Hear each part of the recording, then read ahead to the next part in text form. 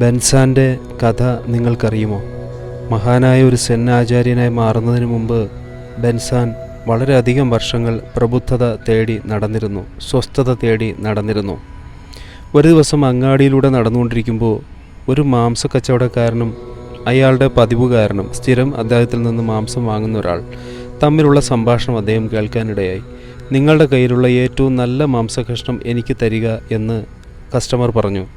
എൻ്റെ കയ്യിലുള്ള ഓരോ മാംസകഷ്ണവും ഏറ്റവും നല്ലതാണ്, ഏറ്റവും നല്ലതല്ലാതെ ഒരു മാംസകഷ്ണവും ഇവിടെയില്ല എന്നാണ് ആ മാംസക്കച്ചവടക്കാരൻ മറുപടി പറഞ്ഞത്. ഇത് കേട്ടതോടെ ബെൻസാൻ പ്രബുദ്ധനായി. ഒരു വിശദീകരണത്തിനായി നിങ്ങൾ കാത്തിരിക്കുകയാണല്ലേ? അതായത് എന്താണ് അതിൽ നിന്ന് അർത്ഥമാക്കുന്നത്? നിലവിലുള്ളതിനെ നിങ്ങൾ അംഗീകരിക്കുമ്പോൾ ഓരോ മാംസകഷ്ണവും ഓരോ നിമിഷവും നല്ലതാണ്. ഇതാണ് പ്രബുദ്ധത. എന്തും നല്ലതാണ്.